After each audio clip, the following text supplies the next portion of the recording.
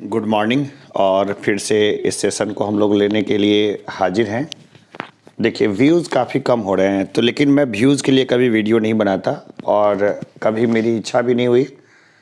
जितने लोग हैं, जितने लोग भी लाभान्वित होते हैं उतना काफ़ी है। एक सिंगल बच्चा भी अगर लाभान्वित होगा तो भी अच्छा रहेगा। अगर कोई ना भी देखे ना तो भी बहुत ज़्यादा फ़र्क नहीं पड़ना चाहिए, क्योंकि ये जो वीडियो बनाता हूँ मैं पूरे मन से बनाता हूँ और ये सभी के लिए उपयोगी है। जितने लोग जो भी एग्जामिनेशन तैयारी कर रहे हैं उसके लिए, चाहे तो ये समझ लीजिए 20 क्वेश्चंस का आप टेस्ट लगा रहे हैं। तो जिनको अच्छा लगे वो लाइक ज़रूर करिएगा, शेयर कर लीजिएगा। अगर चैनल को आपने सब्सक्राइब नहीं किया है तो सब्सक्राइब भी कर लीजिएगा। वैसे मैं बोलना भूल जाता हूँ कई बार।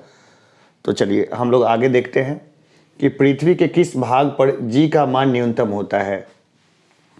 तो ये बहुत अच्छा क्वेश्चन है। आपको कई बार हमने बताया भी है कि पृथ्वी का पर जी का मान न्यूनतम कहाँ होता है। तो ये होता है भूमध्य रेखा पर। कहाँ होता है? ये होता है भूमध्य रेखा के ऊपर में। जो भूमध्य रेखा होती है वहाँ पर न्यूनतम होता है भूमध्य रेखा पर। अधिकतम कहाँ होता है? ध्रुवों पर। अधिकतम कहाँ होता है? ध्रुवों पर। ये पिछली क्लासेस में हमने बताया हुआ है। आगे हम लोग देखते हैं कि राष्ट्रीय विकास परिषद की बैठक में राज्य का प्रतिनिधित्व कौन करता है। राज्य का प्रतिनिधित्व कौन करता है? तो देखिए ये बहुत अच्छा प्रश्न है, ठीक है ना। तो राज्य का प्रतिनिधित्व कौन करेंगे? जब करेंगे मुख्यमंत्री करेंगे, वही चुने हुए प्रतिनिधि होते हैं, तो मुख्यमंत्री करते हैं। राज्यपाल हम लोग जानते हैं कि केंद्र सचिव के केंद्र सरकार के एजेंट के तौर पे काम करता है। तो राज्यपाल यहाँ पे नहीं करता है। राष्ट्रीय विकास परिषद की बैठक में राज्य का प्रतिनिधित्व तो वो कौन करता है? मुख्यमंत्री करता है। आगे देखिए, सीसा का निष्कर्षण मुख्यतः किस अयस्क से किया जाता है? सीसा का निष्कर्षण किस अयस्क से किया जाता है? जो छोटी क्लास के बच्चे हैं ना, उन सब लोगों को मैं मेटलर्जी बताऊंगा, जरूर बताऊंगा, उनके सब्जेक्ट में है वो। लेकिन पता नहीं लोग मिस कर देते हैं, पढ़ते नहीं हैं, या फिर क्या इशू होता है। तो मुझे ज़रूर याद दिला देना क्लासरूम में, जो ऑफलाइन वाले अगर इसको देख रहे हो तो देखिए सीसा जो होता है ना, ये किस अयस्क से मिलता है? ये गैलेना से।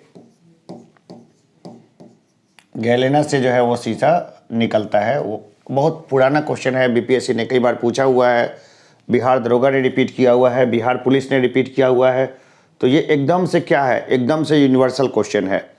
अगला प्रश्न को देखते हैं। हुमायूंनामा की रचना किसकी रचना है? हुमायूंनामा। हुमायूंनामा की रचना की थी हुमायूं की बहन ने। हुमायूं की बहन का नाम क्या था? उसका नाम था गुलबदन बेगम। क्या नाम था? गुलबदन बेगम। देखिए एक चीज़ बताऊं मैं, मुगल काल में जो है ना, जो मुगल का जो काल था उसमें मुगल अपनी बेटियों की शादी नहीं करते थे। बेटियां हैं ना उनकी वहीं रहती थी, मतलब अनमैरिड ही रह जाती थी। कारण क्या था कि जिससे के साथ भी उनकी शादी होती तो उन शहजादियों के जो हस्बैंड होते वो भी सत्ता में साझेदारी के लिए दौड़ते। तो सारा मामला क्या हो जाता? ऊपर से नीचे हो जाता। तो ये समस्या क्या गंभीर हो जाती। तो अगर किसी ने जोधा अकबर मूवी देखी होगी तो उसमें देखा होगा कि कैसे अकबर लड़ रहा है अपने बहन के हस्बैंड से और उसको फिर छोड़ दिया। तो वो बस मूवी का सीन है। रियलिटी में ऐसा कुछ भी नहीं हुआ था और हो भी नहीं सकता था, क्योंकि मुगल जो है शादी कराना शहजादियों की पसंद नहीं करते थे। तो हमेशा कोई ना कोई भाइयों के साइड रहती थी, उनके युद्ध में वो अलग हिसाब किताब बैठता था। तो हुमायूंनामा की रचना किसने की है? तो ये की है गुलबदन बेगम ने। द चाइना पैसेज के लेखक कौन है? ये पुरानी किताब है द चाइना पैसेज। इसके लेखक कौन है? तो देखिए इसके लेखक जो हैं बहुत पुराना क्वेश्चन है। इसके लेखक है जे के गॉलब्रेथ। जेके गॉलब्रेथ। इस तरह के प्रश्न आने की संभावना शून्य नहीं है। संभावना है लेकिन बहुत कम, शून्य नहीं है। एक आध प्रश्न ऐसे भी देख लेने में कोई गलत नहीं है, देखते रहना चाहिए। महासागरीय ज्वार संबंधी अप्रगामी तरंग सिद्धांत का प्रतिपादन किसने किया? ठीक है, किसने किया? महासागरीय ज्वार संबंधी अप्रगामी तरंग प्रगामी मतलब समझते हैं, और ये क्या है, अप्रगामी। अप्रगामी तरंग सिद्धांत का प्रतिपादन किसने किया? आराम से सोच समझ के बता सकते हैं। तो देखिए, ये किया था एआरडी ने, उस व्यक्ति का नाम था एआरडी। एआरडी ने किया था इसको, है ना। ये सब चलता हुआ प्रश्न है, इसको भी देखना है क्योंकि ये बहुत बार रिपीटेड रहा है क्वेश्चन। भारत के कुल भौगोलिक क्षेत्र के कितने प्रतिशत भाग पर मैंग्रोव वनस्पति है? ये बहुत अच्छा प्रश्न है। मैंग्रोव जो है ना, वो समुद्र के ज्वार से किनारों को बचाते हैं। मैंग्रोव वन जो है वो बहुत उपयोगी हैं। तो मैंग्रोव कुछ बढ़ा भी है, ठीक है, लेकिन ये अभी भी 0.14% ही जो है वो है मैंग्रोव। ये कोई बढ़ के कितना हुआ है, ये कमेंट बॉक्स में बताइएगा। तो भारत के कुल भौगोलिक क्षेत्र के कितने प्रतिशत भाग पर मैंग्रोव वनस्पति हैं? तो 0.14%। इसका लेटेस्ट डेटा भी देख लीजिएगा। अपने देश की मुद्रा का विदेशी मुद्राओं की तुलना में अधिक मूल्य प्रदान करना क्या कहलाता है? बढ़िया प्रश्न है ये, कि अपने देश की मुद्रा जो है उसको ज़्यादा करके बताना, वो क्या कहलाता है? आराम से बताइए, ठीक है। इसको ये कहलाता है over valuation. Over valuation, over valuation, है ना। हिंदी में क्या बोलेंगे ओवर वैल्यूएशन को? क्या बोलेंगे हिंदी में? अधिमूल्य। हिंदी में क्या बोलेंगे? अधिमूल्य। अपने देश की मुद्रा को क्या है, बढ़ा चढ़ा के बताना, ठीक है। ये क्या होता है? अधिमूल्य। लेकिन आजकल उल्टा ट्रेंड है, लोग अपनी मुद्रा को घटा के बताते हैं ताकि उनका एक्सपोर्ट अच्छा रहे। आगे देखिए, नागरिक सेवाओं के प्रतियोगी परीक्षा प्रणाली को सिद्धांततः कब स्वीकार किया गया? अच्छा क्वेश्चन है, बहुत अच्छा है। नागरिक सेवाओं के प्रतियोगिता परीक्षा प्रणाली को सिद्धांततः कब स्वीकार किया गया? कब किया गया? खूब बढ़िया प्रश्न है। देखिए, ये जो है स्वीकार किया गया था 1853 ईस्वी में। कब किया गया था? 1853 ईस्वी में, ठीक है। अब मुझे कमेंट बॉक्स में बताइए कि 1853 ईस्वी में भारत के जो अंग्रेज प्रतिनिधि थे वो कौन थे? सब लोगों को पता है गवर्नर क्या होते थे, गवर्नर जनरल क्या होते थे, और बाद में वायसराय का, इन सब का फ़र्क पता है सब लोगों को? नहीं पता तो मुझसे डिमांड कीजिए, कमेंट बॉक्स में लिखिए, मैं उसके ऊपर में सेपरेट वीडियो बना दूंगा। अगर किसी को मालूम होगा तो कोई दिक्कत नहीं है। चलिए आगे बढ़ते हैं। हैरी पॉटर सीरीज की लेखिका कौन है? देखिए, ये हमेशा एकदम सदाबहार क्वेश्चन रहेगा। हैरी पॉटर सीरीज है ना, इसकी जो किताब है इसकी लेखिका है J.K. रॉलिंग। J.K. रॉलिंग, ठीक है। J.K. रॉलिंग एक अच्छी भली महिला थी, घरेलू महिला थी। हस्बैंड ने उसको छोड़ दिया कि बोला तुम आकर्षक नहीं हो। फिर उसने क्या हुआ कि वो काफ़ी ज़्यादा परेशान हो गई, सोचिए अरे हस्बैंड के बिना ज़िंदगी कैसे गुजरेगी। फिर उसके पास चूँकि हुनर था लिखने का, तो उसने लिखना शुरू किया हैरी पॉटर किताब। और अपना जो है ना, वो हैरी पॉटर का जब पहला किताब लिखना शुरू किया फैंटेसी को, फिर उसको जब गई पब्लिश कराने के लिए तो उसको बोला कि ये किताब को कौन पढ़ेगा। फिर बाद में वो किताब पब्लिश हुई और अब तो इतिहास है। संसार का सबसे जहरीला सांप कौन सा है? ठीक है, इंसान मत बोल देना भाई, सांप की बात हो रही है, ठीक है। सबसे जहरीला सांप कौन सा है? तो ये है समुद्री सांप, ठीक है। ये है समुद्री सांप। संसार में सबसे जहरीला होता है समुद्री सांप।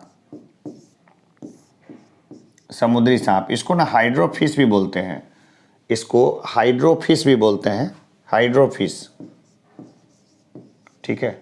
हाइड्रोफिश कई बार है ना, वो कंफ्यूज करने के लिए इस तरह के ऑप्शंस जो है अब बीपीएससी दे देगी, समुद्री सांप की जगह पे हाइड्रोफिश लिख देगी, बस हो गया, कहानी ख़त्म। अगला देखते हैं, मुख्यमंत्री अपना त्यागपत्र किसे देता है? बहुत अच्छा प्रश्न है। मुख्यमंत्री अपना त्यागपत्र किसको देगा? राज्यपाल को देगा। ये किसको देगा? राज्यपाल को।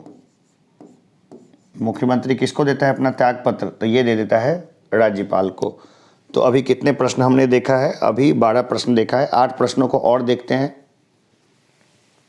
अच्छे से देख लीजिए, यही सब प्रश्न हैं। चलिए अब 13 नंबर क्वेश्चन को देखते हैं कि पृथ्वी की घूर्णन गति बढ़ने पर जी के मान पर क्या असर होगा? पृथ्वी की घूर्णन गति अगर बढ़ जाए तो जी का मान क्या होगा? तो देखिए, पृथ्वी की घूर्णन गति अगर बढ़ जाएगी तो पृथ्वी पर क्या होगा? दूर फेंकने की प्रवृत्ति बढ़ जाएगी, तो जी का मान क्या होगा? घटेगा।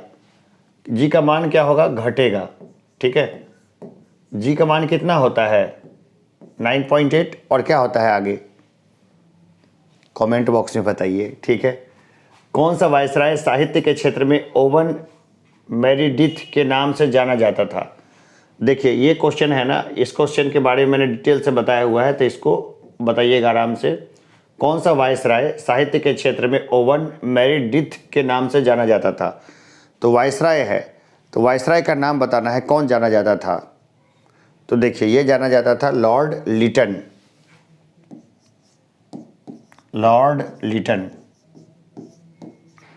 अब प्रश्नों का जो प्रकृति है ना, वो धीरे धीरे एडवांस होता रहेगा और हम लोग देखेंगे कि अब ऐसे प्रश्न आएंगे जो सीधे बीपीएससी या बीपीएससी या बिहार दरोगा या बिहार एसआई पुलिस वाले में जो निकल के आ जाए प्रश्न, ऐसे प्रश्न की अब भरमार लगेगी।